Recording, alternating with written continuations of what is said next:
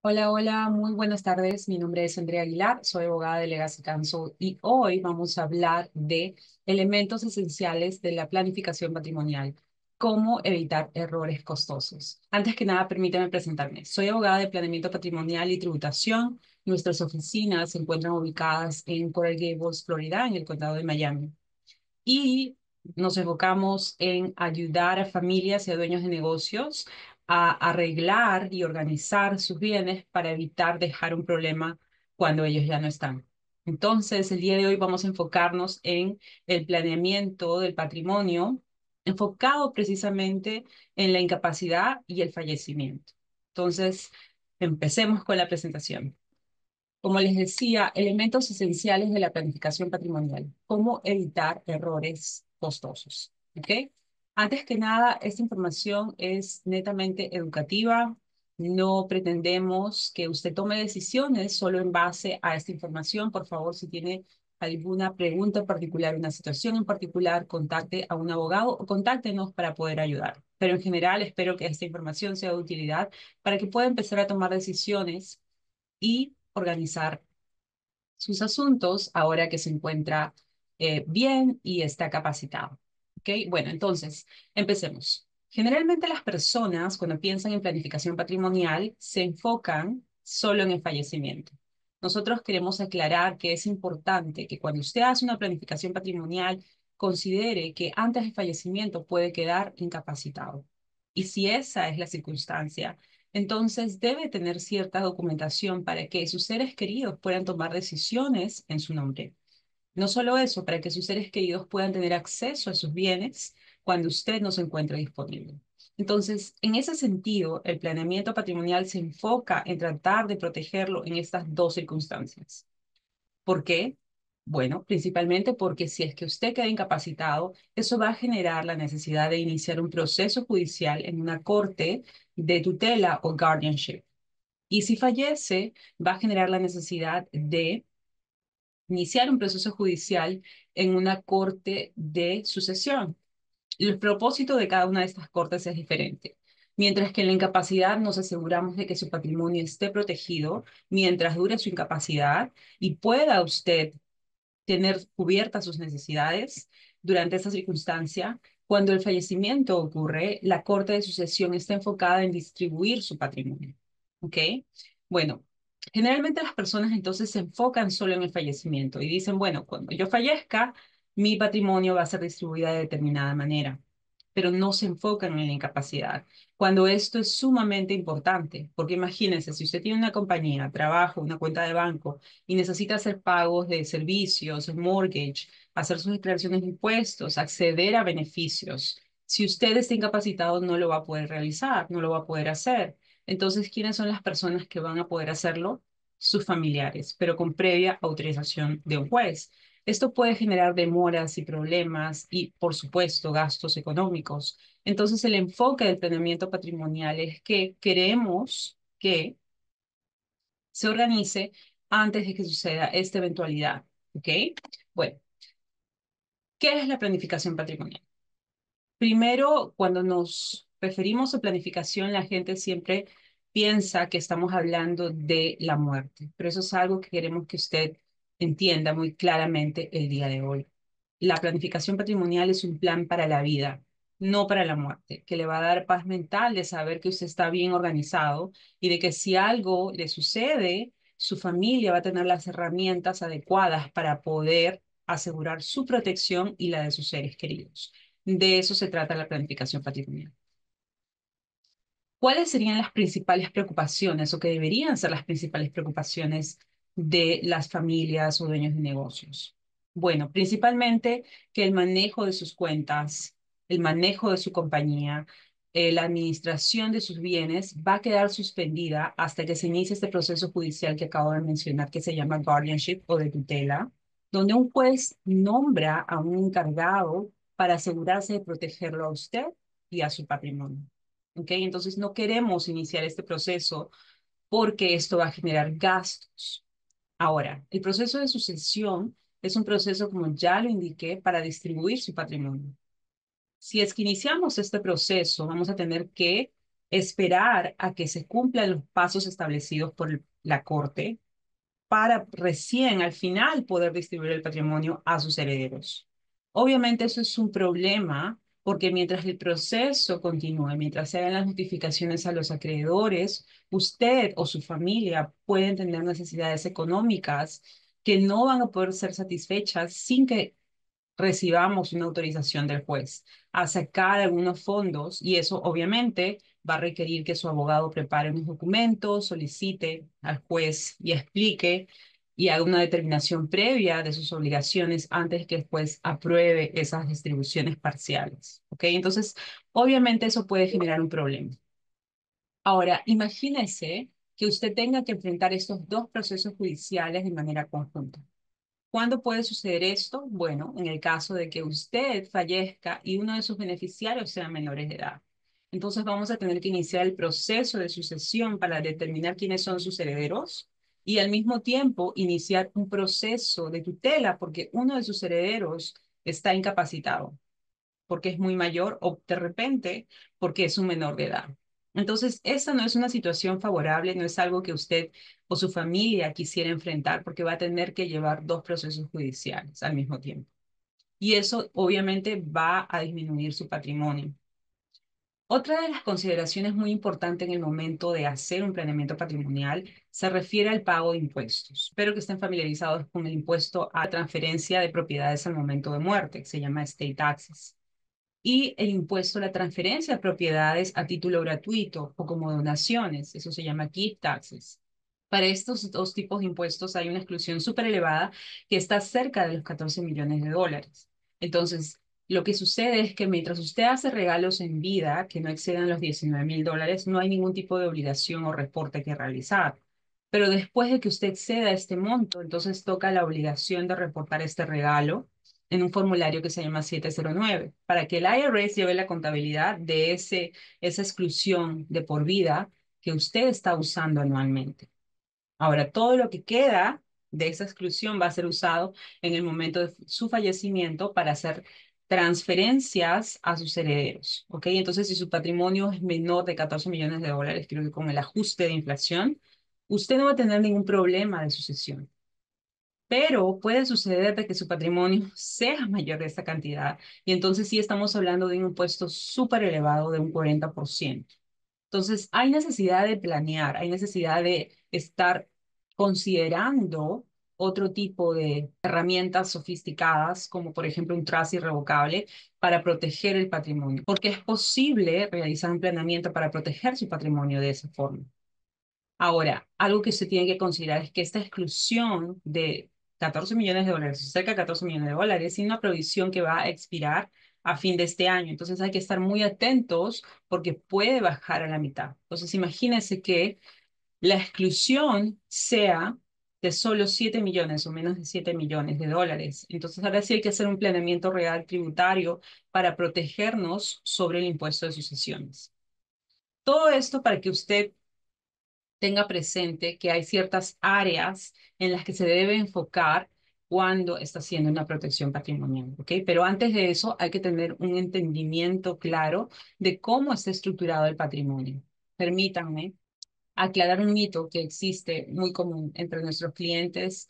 A veces ellos vienen y dicen, ok, yo ya estoy lista, tengo un testamento, o estoy listo, ya he realizado mis documentos, tal vez ellos lo han preparado ellos mismos con LegalZoom, que no es nada recomendable, ellos no son expertos. Usted asume el riesgo de que los documentos estén redactados de manera incorrecta. Así que por favor, quiero aclarar que el hacer un testamento no los aleja del proceso de sucesión en la corte. El hacer un testamento a veces puede ser beneficioso, voy a mencionar en un momento, pero generalmente si usted tiene un testamento y especialmente hecho por usted, eso puede generar muchos problemas si es que el testamento no está bien redactado, si el testamento ocasiona que pierda ciertos derechos de protección patrimonial, si las cláusulas del testamento es confuso. Ok, entonces hay que asegurarnos de que la información que estamos poniendo en esos documentos sea la más exacta y esté acorde a los deseos de la persona que prepare estos documentos o que organice esos documentos como su plan patrimonial. Bueno, entonces, ¿cómo funciona el testamento? para aclarar eso, primero hay que entender cómo es que se organizan los bienes de una persona.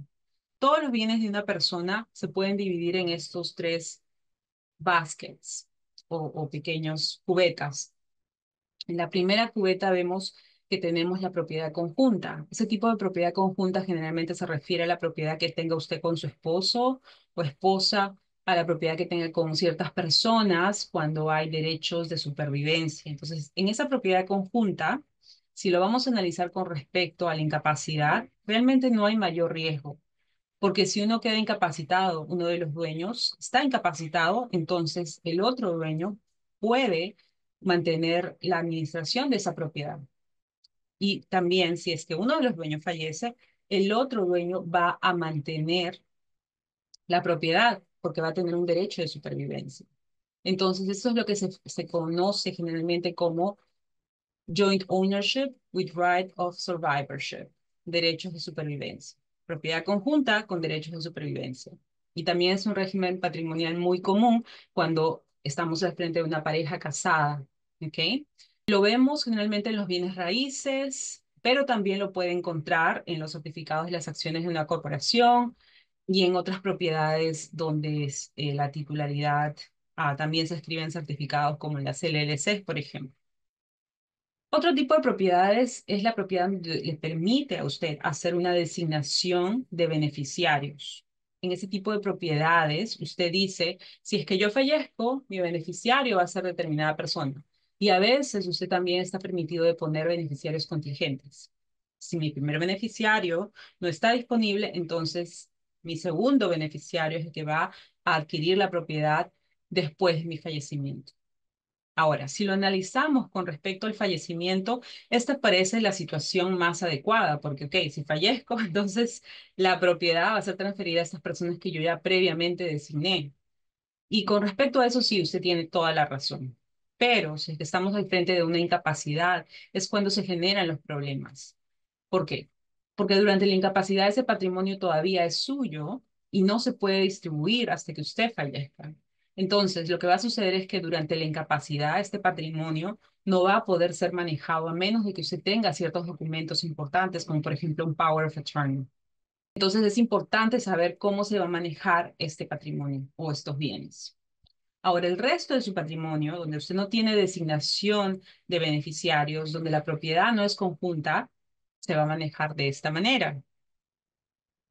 Si está incapacitado, nadie va a poder tener acceso a este patrimonio a menos de que usted inicie un proceso de tutela o guardianship. ¿Ok? Y luego el resto de la imagen que usted ve a continuación es con respecto o se refiere con respecto a cómo se transfiere ese patrimonio si es que eh, tiene testamento o no tiene testamento o ha creado un fideicomiso. Entonces, lo que quiero recalcar aquí, que es importante para todo ese patrimonio donde no hay designación de beneficiarios, donde no hay propiedad conjunta, que usted tenga presente que necesita documentos importantes para nombrar a unos agentes que tengan acceso a esas cuentas o a esas propiedades para que puedan manejarlas mientras usted se encuentre incapacitado. Entonces, solo quiero hacer una pausa aquí para regresar nuevamente al principio y mencionar cuáles son esos documentos importantes que lo protegen en las circunstancias de incapacidad. Entonces, estamos hablando de la designación de una persona que pueda tomar decisiones médicas por usted. Eso es un Designational Healthcare Surrogate. También estamos hablando de un poder legal duradero, Durable Power of Attorney, para que puedan tener acceso a esa persona a sus bienes, principalmente. Un Living Will, para que esa persona designada pueda dejar conocer su deseo de ser desconectado si es que se encuentra en una situación de salud muy delicada, como un estado vegetativo, por ejemplo. Entonces, es importante tener en cuenta que existe una serie de documentos que los va a ayudar a usted si es que usted los tiene previamente ejecutados. Y obviamente con respecto al fallecimiento, los documentos más comunes de los que nosotros hemos escuchado son testamentos y trusts. ¿Ok? Entonces veamos a qué se refieren esos testamentos y el trust. Bueno, una vez que ya identificamos el tipo de propiedad, el resto de nuestra propiedad, si es que estamos hablando de la distribución al momento de muerte, va a distribuirse de acuerdo a diferentes procesos. dependiendo de si tiene usted estos documentos en orden. Si, por ejemplo, no tiene un testamento, entonces tiene que iniciar un proceso de sucesión intestado. Ahora, si es que tiene un testamento, va a tener que iniciar un proceso de sucesión testada. En este proceso vamos a tener que validar este documento y es ahí donde vemos, donde surgen los problemas. De repente no siguen las formalidades, de repente no tienen los testigos necesarios y estos problemas surgen cuando hay profesionales que no conocen de esta área del derecho, que los han ayudado a preparar estos documentos. O tal vez usted los ha preparado, porque ahora he visto muy frecuentemente, no lo sé porque qué ha sucedido recientemente, que veo que muchas personas tienen testamentos preparados por ellos mismos y por eso que quiero enfatizar, esto puede ser un problema, porque de la misma forma en que usted no se cura, usted a sí mismo, usted va a un especialista para que lo cure, también hay profesionales que están preparados para preparar estos documentos que saben de las reglas y que van a evitar que usted ocasione más bien un problema en su patrimonio. ¿Cómo así? Bueno, le daré un ejemplo. Eh, una vez vi un testamento donde la persona, el papá, designó que, ok, mis herederos van a ser mis hijos, pero yo, como yo sé que se pelean ellos, vamos a poner en el testamento, o él puso en el testamento, que se venda la propiedad y después de que se venda la propiedad, se distribuya lo que quede de la venta en un 50 y 50, en partes iguales a los dos hijos. Bueno, ustedes dirán, ok, yo no veo el problema, eso me parece muy sencillo, la regla es muy clara. ¿Cuál es el problema? Bueno, el problema está en que la propiedad era una propiedad que tenía una protección de homestead, que quiere decir una propiedad que estaba protegida contra acreedores. Entonces, como resultado de la creación de este testamento, donde la persona designó la liquidación de la propiedad, la convirtió en dinero líquido y eso no está protegido contra acreedores. Entonces, al poner esta cláusula que al creador de ese testamento le pareció muy sencilla, lo que ocasionó es la pérdida de este beneficio muy importante que es la protección del homestead. ¿Ok? Entonces, eso solo es un ejemplo para que ustedes tomen en cuenta que es muy importante tener mucho cuidado en las cláusulas que estamos poniendo en nuestros documentos legales. Y así hay otros ejemplos. Entonces muchos de ustedes dirán, ok, entonces, ¿para qué vamos a tener un testamento? Parece que más bien es mucho riesgo, si igual puedo tener un proceso de sucesión intestada. Y entonces, para que a mí aclarar ese tema, generalmente, si usted va a alejarse de las reglas generales dictadas por el estado de la Florida, como distribución total al esposo, si es que todos los hijos son del mismo matrimonio, todo el patrimonio va a ir solo al esposo. O si es que tienen hijos de otro matrimonio, la mitad de su patrimonio se va a dividir para la esposa y la mitad entre sus hijos. Entonces, ¿qué pasa si usted no quiere esta consecuencia? Entonces, ahí sí es importante dejar por escrito sus deseos en un testamento, si aún no está listo para preparar algo más desarrollado como un trust. El trust no es tan sencillo como un testamento. Cuando usted ejecuta un testamento, usted lo deja guardado y ya. En cambio, cuando usted ejecuta un trust, lo que hay que hacer es asegurarnos de que las propiedades se hayan metido al trust, porque como usted puede ver, mi fideicomiso es una canasta que después de la ejecución es una canasta vacía. Entonces yo necesito poner propiedades a ese trust para que después puedan ser administradas. ¿Ok? Entonces, volviendo al testamento, no estoy preparada para hacer un trust y tampoco quiero que esas reglas generales apliquen en el caso de mi fallecimiento. Entonces, ¿qué es lo que puedo hacer? Bueno, puedo ejecutar un testamento que diga, mi esposa solo va a recibir lo mínimo y obligatorio, lo mínimo que me requiere el estado de la Florida. ¿Cuál es ese monto? Bueno, un 30% que corresponde a la elección de la esposa o del esposo. Entonces, solo ese monto va a ser obligatorio para el esposo. Con respecto a todo lo demás, usted puede disponer como usted quiera de su patrimonio.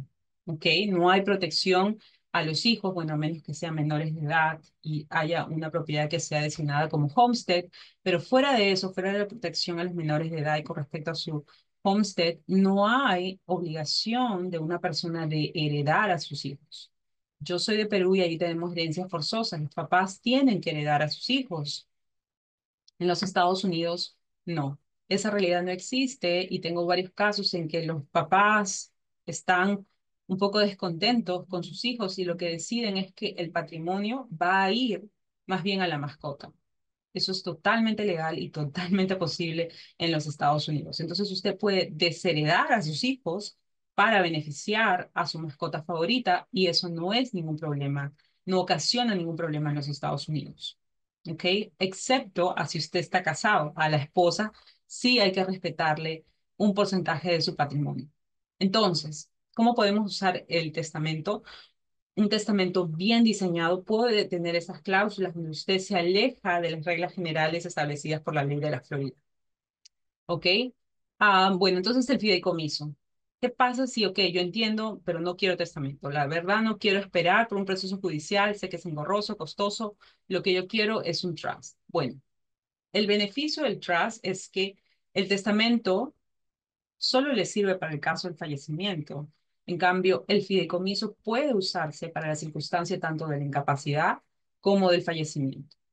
El fideicomiso puede tener cláusulas que digan que el trustee sucesor va a manejar su patrimonio mientras usted esté incapacitado, pero también si es que usted llega a fallecer, va a permitir la distribución de los bienes de acuerdo a sus deseos. Entonces, espero que con esta explicación ahora que haya quedado un poco más claro de cuál es la diferencia entre tener trust, no tener trust y tener un testamento o no tener un testamento. ¿Ok? La diferencia está entre si tengo un proceso de sucesión en la corte o no. Esa es la diferencia entre testamentos en general o no tener testamentos y tener un fideicomiso. ¿Ok? Entonces, es importante entender cómo se maneja el fideicomiso. Uno de los errores que nosotros vemos es que las personas crean el fideicomiso y piensan que no se debe mantener, que no hay que hacer transferencias de propiedades y ya, y lo tienen ahí y a veces estamos en la situación de que la persona falleció, pero tenemos esa canasta, como ustedes pueden ver, vacía, porque no han habido propiedades que se han transferido al trust o que se han designado que el trust va a recibirlo como beneficiario al momento de la muerte. ¿Ok? Entonces es importante saber qué es. Bueno, simplemente es un documento legal, es un documento legal como cualquier otro, donde necesitamos a tres personas importantes. Necesitamos al creador del trust, necesitamos a un trustee y al beneficiario. Mientras tengamos esta triangulación, entonces podemos ejecutar este documento siguiendo formalidades como los testigos y un notario. Y después de esto, tenemos ya creado el trust. Entonces, es muy parecido a una entidad legal. Un fideicomiso es bien parecido a la entidad legal que no necesita ser administrado a través de una corte. Ese es el gran beneficio. ¿Ok? Entonces, ¿cómo funciona generalmente? Después de la creación del trust, ustedes terminan con esa canasta vacía, que va a ser controlada por usted, donde un juez no se mete a menos que, y hago esta aclaración porque muchas personas dicen, ok, entonces el juez nunca va a intervenir, no va a haber ninguna situación en la que un juez tenga que supervisar ese trust y la respuesta es no, porque todo depende. Depende de cuál sea su relación familiar con los beneficiarios. ¿Qué pasa si usted está deseando a alguien y ese beneficiario dice, no, yo voy a pelear lo que se ha puesto en ese trust? Y entonces, a pesar de que es su deseo de que eso se administre fuera de una corte, vamos a tener que ir a la corte para demostrar que cuando usted ejecutó ese trust, usted tenía una capacidad legal y estaba bien y consciente y tomó sus decisiones con pleno uso de sus facultades. ¿Ok? Entonces es muy importante entender cómo funciona el trust. Ahora, después que se crea el trust, vemos sus bienes, analizamos qué tipo de bienes tiene y cómo es que podemos transferirlo al trust, porque ahora no es que podamos transferir todos los bienes al trust, tenemos que analizar cuáles son los pros y los contras. Hay bienes que podemos transferir inmediatamente, como por ejemplo sus bienes personales. No hay un riesgo en ese caso. Pero, por ejemplo, si vamos a transferir real estate, el condado siempre va a preguntarse, ok, ¿estás incluyendo en tus trusts estas cláusulas que se necesita para preservar el derecho de homestead? Generalmente nosotros sí lo hacemos, pero hay problemas que pueden surgir si, por ejemplo, usted va a ir a una bancarrota en el futuro, donde hay algunos casos que han dicho que no respetan la protección de homestead si es que la propiedad va a ir a un trust. Entonces, hay que tener estas consideraciones antes de tomar decisiones de transferir o no las propiedades. Y estas consideraciones se deben de tener en cuenta cuando también hablamos de ciertos tipos de propiedades, como por ejemplo cuentas de retiro. Si tenemos unas cuentas de retiro, sabemos que estas cuentas de retiro no han pagado taxes cuando se han acumulado. y el momento de su fallecimiento es que van a empezar los años en que usted está obligado a hacer el retiro de estos fondos. Entonces, mientras no esté en un trust, usted tiene todavía la oportunidad de extender los años, dependiendo de si su beneficiario es su esposa, durante la vida de su esposa, para sacar dinero de esa cuenta de retiro. Y entonces no pagar impuestos en un solo año, en 5 años, si es que está en un trust. Entonces, todos esos análisis se tienen que hacer antes de hacer las contribuciones al trust. A veces, de repente, decidimos que el trust va a ser simplemente el beneficiario contingente, que el primer beneficiario va a ser la esposa o los hijos, y después va a venir el trust si es que la esposa y los hijos no están. Entonces, eso es algo que sí hay que considerarlo muy bien. No hacemos una transferencia ciega de las propiedades. Hay que analizar propiedad por propiedad para asegurarnos de que no estamos perdiendo alguno de los beneficios que potencialmente podamos tener. ¿Ok? Entonces, si ya tenemos la canasta llena, tanto porque ya hicimos algunas transferencias en vida o porque designé al trust como beneficiario, cuando sucede la eventualidad de su fallecimiento o incapacidad, entonces empezamos con la administración del trust o del fideicomiso. Esta administración también tiene gastos, ¿ok? También hay responsabilidad del trustee, la persona que está manejando esta canasta, de asegurarse de que está siguiendo todas las reglas establecidas por los estatutos de la Florida, de que está dando los avisos correspondientes a los beneficiarios, de que está contratando profesionales calificados para la valoración de las propiedades y así. Entonces, es importante que el fideicomisario o el trustee esté informado de las reglas para no ocasionar un problema de liability en el mismo trustee, en el mismo fideicomisario. Porque si es que él no maneja las propiedades de manera correcta, entonces él también va a terminar en un problema que no queremos. Por eso es importante saber las reglas de administración y estar bien representados. ¿Ok? Ok, perfecto. Ahora, nosotros cuando analizamos la situación de determinado cliente, siempre nos enfocamos en crear un árbol genealógico para entender cuál es la relación familiar del cliente. Tenemos hijos de diferentes relaciones, son de un solo matrimonio, de repente tenemos beneficiarios potenciales que van a ser menores de edad o no, o nuestros hijos, los hijos del cliente son menores de edad o no, están casados o divorciados, hay riesgo de demandas o no. Esto es muy importante porque nos permite reconocer qué cláusulas vamos a incluir en ese trust. El trust es un documento como un testamento donde usted pone todos sus deseos y para asegurarse de que se cumplan sus deseos, tenemos que asegurarnos de que tengamos la información necesaria en el momento de creación de este trust. ¿Ok? Otra cosa que ustedes pueden ver también ahí es que pedimos información de la ciudadanía, pedimos la información de la residencia, porque es bien importante. No es lo mismo ser residente en la Florida que ser residente en California.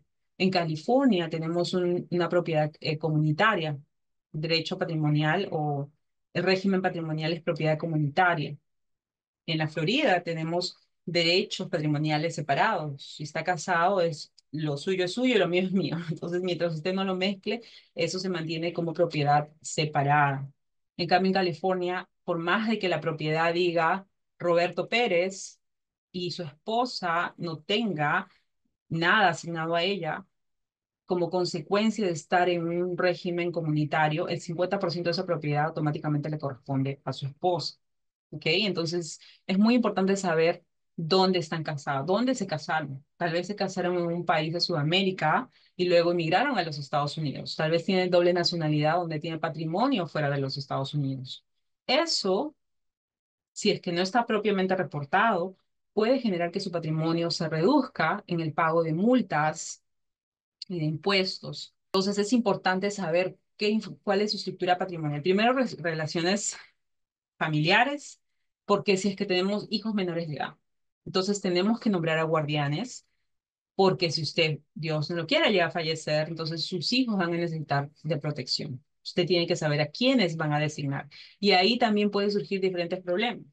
No es lo mismo que si yo tengo 4 hermanas, si dejo a una de ellas, que sé que es súper responsable, no es lo mismo si elijo a la otra o como resultado de una decisión del juez, una de mis hermanas que no está responsable, tenga el cuidado de un menor de edad, porque yo las conozco. Entonces, lo mismo, esas mismas consideraciones, usted las tiene que tener para tomar decisiones de quiénes van a proteger, quiénes son los más adecuados para proteger a sus hijos menores. Y tal vez no sea su familia necesariamente. Tal vez usted quiera nombrar a un amigo, a una persona responsable. Si es que usted no tiene los documentos adecuados, ese amigo, esa persona responsable jamás va a poder ser considerado, porque usted no ha dado a conocer esa información a un juez potencialmente para que pueda nombrar a esa persona. ¿Ok? Entonces, es importante que sepamos qué es lo que está sucediendo con su familia para poder ayudarlo a tomar ciertas decisiones. Ahora, con respecto a la estructura patrimonial, eso es sumamente importante. ¿Por qué? Porque ahí vemos si su patrimonio ya está siendo protegido, hay ciertas protecciones de homestead, tiene de repente una LLC con varios dueños y tienen cláusulas de protección contra acreedores que quieren penetrar su compañía. Sabemos si es que de repente tiene patrimonios aquí en la Florida y también patrimonios en otro estado. Y si es que vemos de que tiene patrimonio en diferentes estados, entonces le damos a conocer que si usted llega a fallecer, va a necesitar de un proceso judicial aquí en la Florida para distribuir ese patrimonio en el lugar de su residencia y también un proceso adicional en otro estado donde vamos a tener que manejar la distribución de los bienes ubicados en ese estado. Entonces usted va a terminar con dos procesos judiciales, uno en la Florida, un proceso principal y otro en este otro estado que va a ser un proceso secundario. Entonces, eso puede generar problemas. Es importante de que usted las considere para ver si consolida todo otra vez en un solo trust y evite estas circunstancias. Un trust aquí en la Florida puede manejar patrimonio en todos los Estados Unidos e incluso en el exterior. Claro que hay muchas circunstancias en las que de repente eso no es aconsejable, pero también es una opción que usted puede considerar. Entonces, en resumen, es importante, muy importante tener esta información para que usted pueda tomar decisiones informadas de qué es lo que quiere hacer, qué es lo que necesita ahora y qué es lo que va a generar menores costos en el futuro. Y cómo puede proteger su patrimonio ahora para que cuando usted no esté, no tengamos un trust bien diseñado, pero ninguna propiedad que distribuir, porque la perdió todo en el camino o parte de su propiedad en el camino. Bueno, esto brevemente es un pequeño resumen de los costos asociados a una administración de proceso de sucesión y a una administración de un trust o fideicomiso. Me voy a enfocar rápidamente aquí en el lado izquierdo del proceso de sucesión, porque en la Florida el ejecutor tiene garantizado el derecho a tener un 3% como compensación por sus servicios de ejecutor o personal representative. De la misma manera, el abogado puede cobrar un 3% y bueno, aunque ese porcentaje puede ser reducido dependiendo del nivel de patrimonio, pero imaginémonos que es entre un 5 a 9% los gastos de sucesión. Entonces, para la administración de 1.3 millones, en la Florida usted está viendo como gastos administrativos solo de la corte entre $65,000 a $117,000. Como puede ver, es sustancial. Entonces, y encima este proceso es público. Todo el mundo se entera de todo lo que usted tiene, de quiénes son sus familiares, de cuáles son los documentos que están presentando, de cuál es el problema que usted tiene con otro beneficiario, porque toda la información es totalmente pública. ¿Ok? Ahora, si nos enfocamos en el lado derecho, los gastos de administración de un fideicomiso tampoco no son mínimos. Los gastos pueden ser similares a los de un proceso de sucesión, porque recuerden, el trust debe ser administrado. Necesitamos valoraciones para asegurarnos que hagamos una distribución equitativa a los beneficiarios. ¿Ok?